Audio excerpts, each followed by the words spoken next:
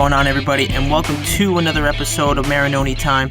I'm Alex Marinoni, and today it's going to be a pretty short episode. They're probably going to be pretty short unless I'm able to get a guest on like I was last episode with the Guardians wide receiver Colby Pearson. Great interview, and I appreciate his time.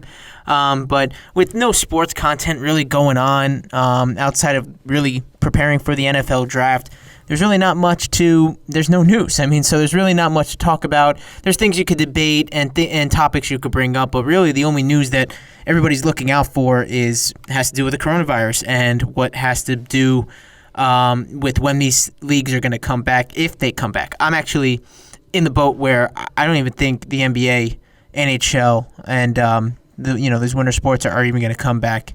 And I think Major League Baseball may be to a point where their season's going to be so altered that it would even be worth having a season. That's my personal opinion with the way this is going.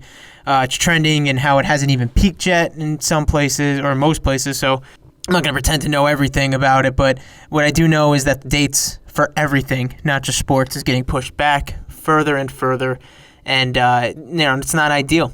So we're going to keep a look at that. My only opinions on it is I saw Major League Baseball came out this late last week.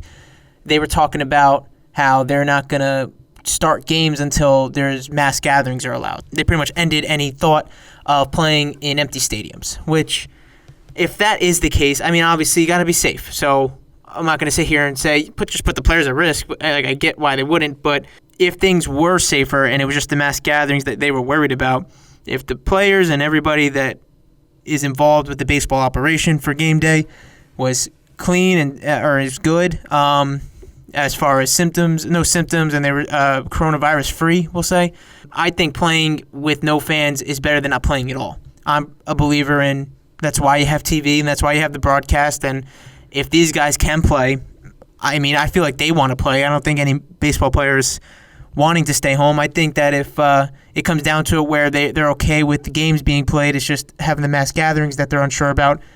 I think fans would much rather see baseball being played than being home, than none played at all because they can't go to the games. Those 30,000, 40,000 fans that would go to the games can just watch on TV, and I think that would be the move. That's how I would have ruled it. So, but obviously, this coronavirus is still so little known about it. Even the experts, they're giving guesses, they're giving their opinions about the peak and everything else, but they really don't know. And there's no cure or anything like that with it being a virus. So just has to let it run its course and kill it somehow. But I won't I won't bring up any more of that. I don't know anything else about it, but it's just unfortunate. The one piece of news that I did see, and I guess thank myself for following the XFL the way I do, is some of these players that got selected to the NFL so far. And it looked like it was like a big push that first week that they were eligible last week. 14 total players go to the XFL. Some of the notable names we know: PJ Walker, obviously, probably the league, definitely was in line for the league MVP. Jordan Teamo, the other quarterback, so two quarterbacks, and no surprise in those two quarterbacks. Cardell Jones was a guy that I had circled was definitely going to go the way he started the season, and just with his experience, I thought he was going to be one of the better ones. Those two games really hurt him, weeks 4 and 5. And really hurt his chances maybe of getting back. Not saying he won't get back and not saying that he won't get signed later on in the season, but for that initial have-to-have-him type of sign like it was for Walker and Jordan Teamo, it's understandable. PJ Walker goes to the Panthers. It's a good spot. First off, we couldn't expect, as XFL fans and XFL people covering the league, we couldn't expect guys from the XFL to go and get starter money. They're going to get the guarantees in their contracts, but not get those big contracts no matter how well they played, because it is still it's a big step below what the NFL is. So just because PJ Walker and Jordan Teamo looked like stars on the XFL does not necessarily mean that will equate to the NFL. I believe those two can be something on the NFL, especially PJ Walker now, because he's had the experience in the NFL. He's seen it. He finally got more playing time, got the reps leading the Roughnecks this year, and he looks like a guy that if he had to step in could do so. Taimo is still a young guy, and not saying he can't do it at all, but the speed of the game is going to be a lot quicker. PJ Walker has seen that. Taimo has not yet. But he's in a good position. He's going to be on the Chiefs. He's going to be backing up Mahomes. He's going to be coached up by Andy Reid and Eric Bieniemy. So I couldn't imagine as a backup quarterback a better place, unless you were looking for playing time, obviously. But as far as learning the speed of the game and playing with the type of weapons that they have in practices and seeing the game, that's a great spot for him. And for PJ, Teddy Bridgewater looks like he'll be the guy, but he's matched back up with Matt Rule, his former coach at Temple. I think that's a great landing spot. He's going to be in a system with that he understands, with a coach that he likes. Assuming he likes. He's paired back up with Robbie Anderson, so that's it's a lot of things going well there for PJ Walker. Some of the other guys that went. DeMarcus Gates goes to the Vikings, and Deatrick Nichols. Nichols was leading the league in interceptions. D-back for the Roughnecks. He goes to the Saints, which boasts up that some depth on the secondary over there for New Orleans, who had a pretty good secondary going into it. Kerry Lee, that's an interesting tight end out of from the Defenders. Goes to Atlanta. Atlanta loses Austin Hooper to the Browns, so we're going to see if Kerry Lee's going to get some playing time. That's a spot for him that he may actually be able to do something with. The Pittsburgh Steelers were probably the most active team as far as it comes to XFL guys. They grabbed 4 of them, 2 from the Guardians. Kevon Walker, who was leading the league in sacks as a D lineman, who was fantastic both in the running game and rushing the quarterback as a D tackle. And offensive lineman from the Guardians, Jaron Jones.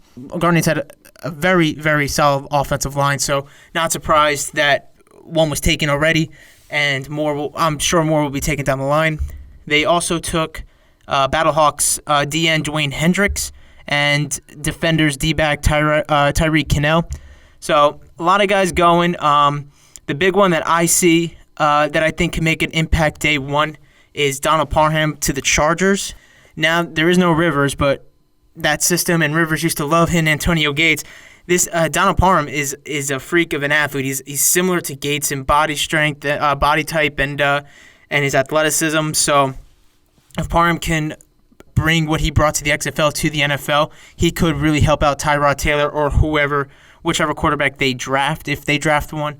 But it looks like it's Tyrod Taylor now, so he'll definitely have a big target, especially in the red zone to play with.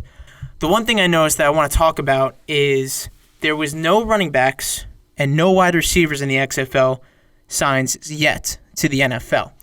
And I know I saw a lot of noise on Twitter about this, not necessarily this topic in general, but a lot of people going, why isn't Cam Phillips signed already? Why isn't Dan Williams signed already? Guys that are putting up massive numbers. Trey McBride, as far as receivers go, and then Matt Jones, Jakeem Patrick from the Vipers, Devion Smith from the Vipers, and all these other names, all these guys that were really putting on in the XFL at those positions. And to me, it was easy. I kind of saw that coming because when it comes to the wide receiver and the running back position, you're going to, for the most part, NFL teams want to be younger. They want the young guys. And when you look at this draft class coming up, I don't think, personally, I'm not a huge draft guy. I pay attention to the first couple rounds, and I know some of the names, especially as a Jet fan. I pay attention to their needs and what could fill at what rounds. I pay attention more to that than the full draft in total. But looking at this draft, it's quite easy. You can see through 3 to 4 rounds, you can get starting caliber wide receivers and running backs. It is very deep, especially at the running back position. I don't think I've seen so many FBS big name running backs, and that's not including the FCS guys that are, and some of the lower school FBS teams that are loaded at running back as well in this draft. I mean, you got guys all the way down, like 10 plus guys that could impact the team day one, and that also goes for the wide receivers. And I think that's a big reason why we're not seeing the likes of the guys I said before, like McBride, Cam Phillips, and those guys that were really putting on in the XFL signed yet, because it's a young man's position. And not saying that these guys are out, they're done, but a lot of NFL teams have had these guys in their camps before. They didn't win jobs, whether that was right or wrong. I still personally believe Trey McBride was one of the more impressive wide receivers the Jets brought into camp 2 years ago, but I think that's a big reason why is because they want to address that position and that need first through the draft, or at least wait a little bit when they get closer in case their draft needs change.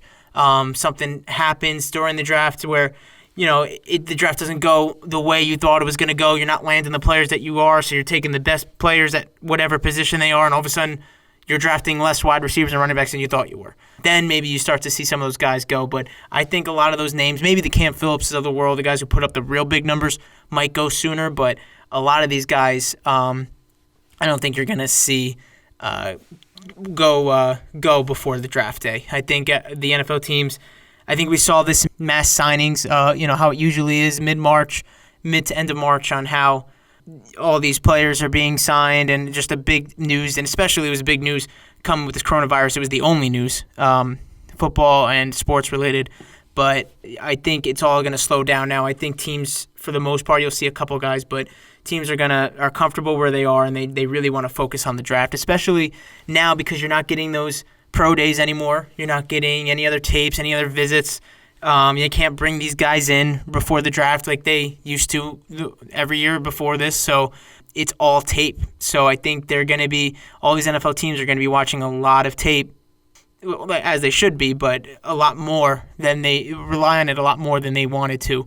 And that's going to alter some of these guys in the XFL who should or could see their way back to the NFL. I think it's important because there is no rush now to sign some of these guys. I think, at least in a lot of their eyes, a lot of these NFL teams' eyes, they got some of the players that they were pushing for, some of the bigger names.